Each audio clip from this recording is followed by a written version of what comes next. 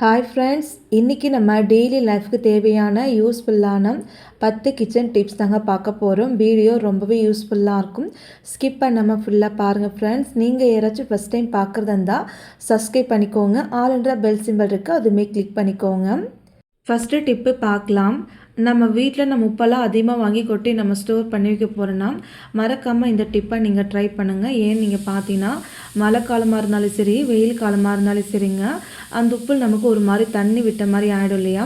அந்த மாதிரி ஆகாமல் இருக்க இந்த சின்ன டிப்பை மட்டும் ஃபாலோ பண்ணி பாருங்கள். நம்ம வீட்டில் நம்ம தேங்காய் உடைச்சிருப்பிலையே, தேங்காயோட சின்ன சின்ன பீஸாக நீங்கள் 2-3 போல் தேங்காய் எடுத்துக்கலாங்க. ஓடி எடுத்து நீங்கள் அந்த உப்பில் நீங்கள் வச்சு விட்டுருங்க. இந்த மாதிரி நீங்கள் வைக்கும்போது நமக்கு உப்பு எவ்வளோ நாள் வச்சு நீங்கள் ஸ்டோர் பண்ணாலும் சரிங்க, தண்ணீர் விடாமல் நமக்கு நல்ல ஒரு ஃப்ரெஷ்ஷாகவே இருக்குங்க. கண்டிப்பாக இந்த டிப்ஸை நீங்கள் ட்ரை பண்ணுங்கள். நெக்ஸ்ட்டு டிப்பு என்னன்னு சொல்லி பார்க்கலாம். நம்ம வீட்டில் நம்ம துணியெல்லாம் வாங்கினா இது போல் அட்டை பாக்ஸ்லாம் இருக்கும் இல்லையா? இந்த மாதிரி அட்டை பாக்ஸை தூக்கி போடாதீங்க. இதை நம்ம எப்படி யூஸ் பண்ணலான்னு சொல்லி பார்க்கலாம்.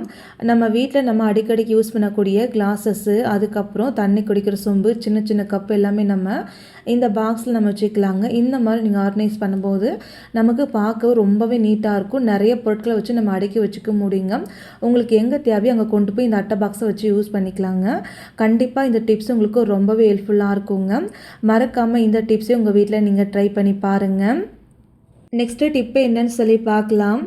நம்ம வீட்டில் நம்ம குக்கரில் பருப்பு வேக வைக்கும்போது இல்லை ஏதாச்சும் நம்ம வேக வைக்கும்போது தண்ணி கொஞ்சம் ஜாஸ்தி இருந்துச்சுன்னா நமக்கு கீழே பொங்கி வந்து ஊற்றிக்குள்ளையே, அந்த மாதிரி ஊற்றாமல் இருக்க இந்த டிப்ஸை நீங்கள் ட்ரை பண்ணுங்கள். நான் பாருங்கள், எப்போதும் போல் பருப்பு சாம்பாருக்கு எல்லாமே சேர்த்து கலக்கி வச்சுருக்குங்க.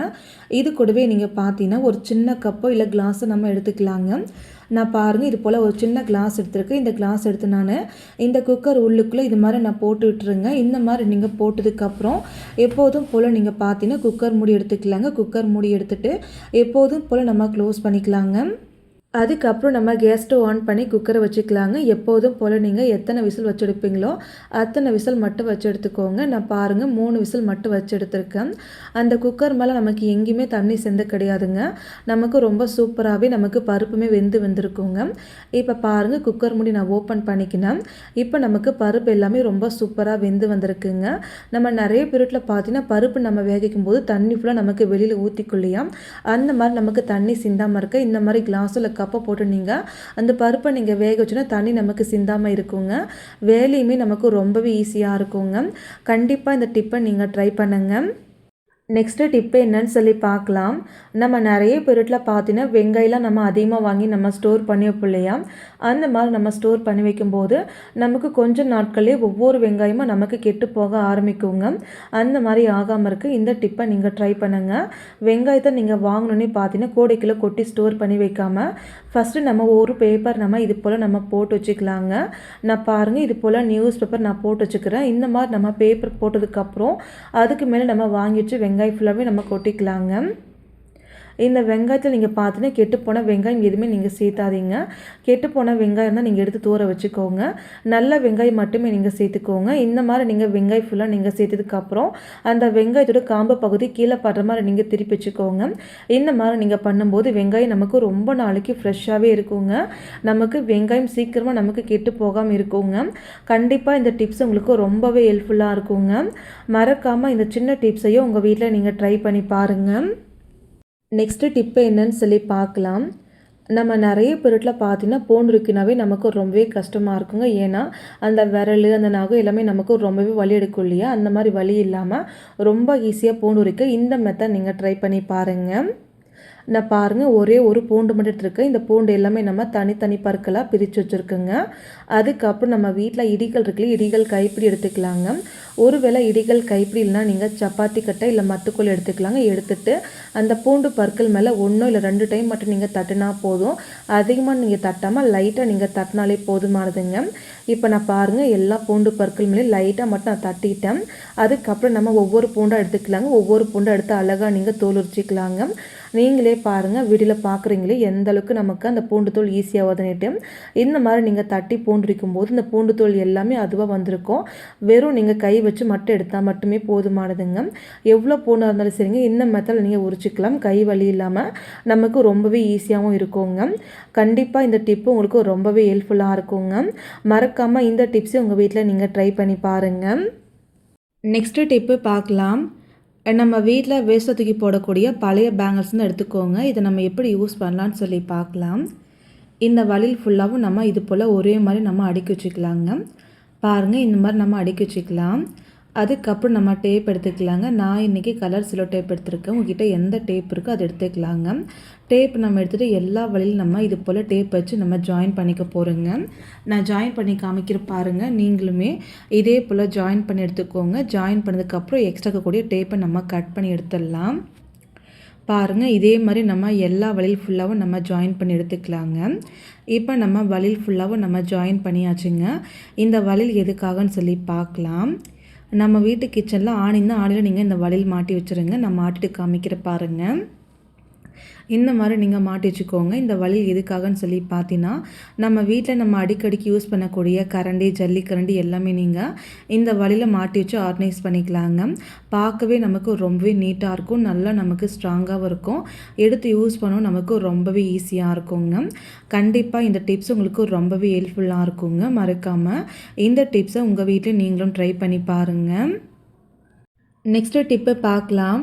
நம்ம வீட்டில் நம்ம பருப்பெல்லாம் வாங்கி நம்ம ஸ்டோர் பண்ணிப்போம் இல்லையா, அந்த மாதிரி நம்ம ஸ்டோர் பண்ணிக்கிற பருப்பில் கொஞ்சம் நாட்களே நமக்கு வண்டு, புழு, பூச்சி, நூலாம்படை எல்லாமே நமக்கு வந்துடுங்க.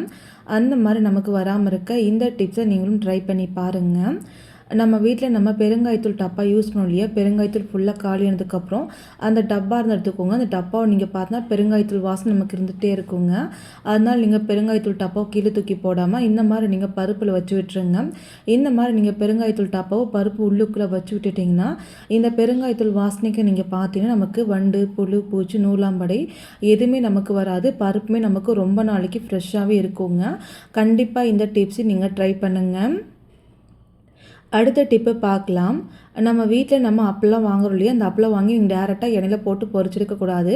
அந்த மாதிரி நீங்கள் பண்ணிங்கன்னா எண்ணெய் நமக்கு ரொம்ப சீக்கிரமாகவே ஒரு மாதிரி கருப்பாக நமக்கு கசடு வந்துடுங்க. அந்த மாதிரி நமக்கு வராமல் இருக்க இந்த மாதிரி க்ளீன் பண்ணி இது போல் நீங்கள் ஸ்டோர் பண்ணி வைங்க. நமக்கு ரொம்ப நாளைக்கு ஃப்ரெஷ்ஷாக இருக்குங்க. நான் பாருங்கள், அப்பளக்கட்டை ஓப்பன் பண்ணியிருக்கேன். அப்பளக்கட்டை ஓப்பன் பண்ணிட்டு ஃபஸ்ட்டு அப்பளம் ஃபுல்லாக எடுத்துகிட்டு லைட்டாக இந்த மாதிரி நீங்கள் தட்டினாலே மாவு எல்லாமே நமக்கு வந்துடுங்க. அதுக்கப்புறம் நம்ம அப்பளத்தை சைடில் வச்சுட்டு ஒரு கிளாத் எடுத்துக்கலாங்க. கிளாத் எடுத்துகிட்டு ஒவ்வொரு அப்பளம் எடுத்துக்கலாங்க. எடுத்துகிட்டு மேலே 2 பக்கமும் நீங்கள் மேலே கீழே 2 பக்கமும் ஒரு கிளாத் வச்சு நல்லா நம்ம துடைச்சிக்கலாங்க. இந்த மாதிரி நீங்கள் துடைக்கும் போது நீங்கள் பார்த்தீங்கன்னா அந்த மாவு பொருள் எல்லாமே நமக்கு கீழே போயிடுங்க. இதே மாதிரி நம்ம எல்லா அப்பளமும் நம்ம இது போல் நம்ம துடைச்சி எடுத்துக்கலாங்க. இப்போ பாருங்கள், நம்ம இதே போல் எல்லா பழமும் இதே போல் நம்ம துடைச்சி எடுத்துக்கலாங்க. இப்போ நான் எல்லா பழமும் துடைச்சி எடுத்துருக்கேன். அந்த பிளேட்டை நீங்கள் பாருங்கள். அந்த பிளேட்டுக்குள்ளே எந்த அளவுக்கு நமக்கு மாவு தங்கியிருக்குன்னுட்டு இந்த மாவு ஃபுல்லாக பாருங்கள். இந்த மாவில் நம்ம எண்ணெய்க்குள்ளே போயிடுச்சு நமக்கு எண்ணெய் ஃபுல்லாக ஒரு மாதிரி இழுத்துடுங்க. அது மட்டும் இல்லாமல் நமக்கு எண்ணெய்க்குள்ளே நல்லாவே கஷ்டம் வந்துடுங்க. அந்த மாதிரி நமக்கு வராமல் இருக்கும். இந்த மாதிரி நீங்கள் க்ளீன் பண்ணிட்டீங்கன்னா அதுக்கப்புறம் நம்ம பாக்ஸ் எடுத்துக்கலாங்க. க்ளீன் பண்ணி வச்சோம் அப்பளம் ஃபுல்லாக நம்ம பாக்ஸில் போட்டு வச்சுக்கலாங்க. இது மேலே நீங்கள் பார்த்தீங்கன்னா கொஞ்சம் போல் மட்டும் நம்ம அரிசி நம்ம சேர்த்துக்கலாங்க. இந்த மாதிரி அரிசி சேர்த்து எப்போதும் போல் மூடி போட்டு நீங்கள் ஸ்டோர் பண்ணிங்கன்னா அப்புறம் நமக்கு ரொம்ப நாளைக்கு ஃப்ரெஷ்ஷாக இருக்குங்க. கண்டிப்பாக இந்த டிப்பு உங்களுக்கு ரொம்பவே ஹெல்ப்ஃபுல்லாக இருக்குங்க. மறக்காமல் இந்த டிப்ஸையும் உங்கள் வீட்டில் நீங்கள் ட்ரை பண்ணி பாருங்கள். நெக்ஸ்ட்டு டிப்பு என்னன்னு சொல்லி பார்க்கலாங்க. நம்ம வீட்டில் நம்ம மிளகாயெல்லாம் வாங்கி வச்சுருப்போம். இந்த மிளகாயில் நம்ம அப்பப்போ தேவைக்கு எடுத்து யூஸ் பண்ணிட்டு திரும்பவும் நம்ம வச்சுருப்போம் இல்லையா. அது மட்டும் இல்லாமல் நிறைய பேர் பார்த்தீங்கன்னா மிளகாய் கம்பு தூக்கி போட்டுருவாங்க. அந்த மாதிரி நீங்கள் தூக்கி போடாதீங்க. எப்போ மிளகாய் நீங்கள் வாங்கி வச்சாலும் சரிங்க, அந்த மிளகாய் ஃபுல்லாகவும் நம்ம தனியாக எடுத்து வச்சுக்கலாம். அதே போல் அந்த மிளகாய் காம்பெல்லாம் தூக்கி போடாமல் அதுவுமே நீங்கள் எடுத்து வச்சுக்கோங்க. நான் பாருங்கள், இதே போல் மிளகாய் கம்பு ரெண்டுமே தனித்தனி பிரித்து எடுத்துக்கிறேங்க. பாருங்கள், மிளகாய் ஃபுல்லாகவே நம்ம சுத்தம் பண்ணியாச்சுங்க. அந்த மிளகாய் காம்பு எல்லாமே நான் பிரித்து வச்சுக்கிட்டேன். இந்த மாதிரி நீங்கள் பிரிச்சுட்ட மிளகாயை நீங்கள் பார்த்து எப்போதும் போல் மூடி போட்டு நீங்கள் ஸ்டோர் பண்ணி வச்சுக்கலாங்க. அதுக்கப்புறம் நம்ம மிளகாய் காம்பு கிள்ளணும் இல்லையா, அது எதுக்காகன்னு சொல்லி பார்க்கலாம். மிளகாய் காம்பை நீங்கள் வேஸ்ட்டு பண்ணாமல் இது போல் ஒரு கவரில் போட்டு நீங்கள் ஸ்டோர் பண்ணி வைங்க. எப்போ நம்ம வீட்டில் நம்ம மிளகாய் தூள் அரைக்க போகிறோமோ அதோட சேர்த்து நீங்கள் மிளகாய் தூள் அரைச்சிங்கன்னா நமக்கு மிளகாய் தூள் இன்னமும் நமக்கு காரமாக இருக்குங்க. கண்டிப்பாக இந்த டிப்ஸை நீங்கள் மிஸ் பண்ணாதீங்க. மறக்காமல் உங்கள் வீட்டில் நீங்கள் செஞ்சு பாருங்கள். நெக்ஸ்ட்டு டிப்பு என்னன்னு சொல்லி பார்க்கலாம். நம்ம வீட்டில் நம்ம சாப்பாட்டு அரிசி, ரேஸ் நட்ஸ்லாம் வாங்கி நம்ம ஸ்டோர் பண்ணிக்கிறோம் இல்லையா, அந்த மாதிரி நம்ம அரிசி வாங்கி நம்ம ஸ்டோர் பண்ணும்போது ஒரு மாதத்துக்குள்ளேயே நமக்கு அரிசிக்குள்ளே வண்டு, புழு, பூச்சி, நூலாம்படை எல்லாமே நமக்கு வந்துடும் இல்லையா. அந்த மாதிரி நமக்கு வராமல் இருக்கிறதுக்கு இந்த மாதிரி நீங்கள் ஸ்டோர் பண்ணி வைங்க. ஃபஸ்ட்டு நம்ம அரிசி எடுத்து வச்சுக்கலாங்க. அதுக்கப்புறம் நம்ம கருவேப்பிலை எடுத்துக்கலாங்க. நான் இன்றைக்கி கொஞ்சமாக அரிசி இருக்கிறதுனால கொஞ்சமாக காஞ்சி போனால் கருவேப்பிலை சேர்த்துருக்கேன். இதுவே நீங்கள் அதிக அரிசி நீங்கள் ஸ்டோர் பண்ண போகிறீங்கன்னா அதுக்கேற்ற மாதிரி கருவேப்பிலை கொஞ்சம் அதிகமாக நீங்கள் சேர்த்துக்கோங்க. அதுக்கப்புறம் நான் பிரியாணிக்கு சேர்க்கக்கூடிய பட்டை 1 போல் மட்டும் எடுத்திருக்கேன். இந்த கருவேப்பிலை பிரியாணிக்கு சேர்க்கக்கூடிய பட்டை 2 சேர்த்து கை வச்சு நல்லா மிக்ஸ் பண்ணி இந்த மாதிரி நீங்கள் ஸ்டோர் பண்ணி வச்சு பாருங்கள்.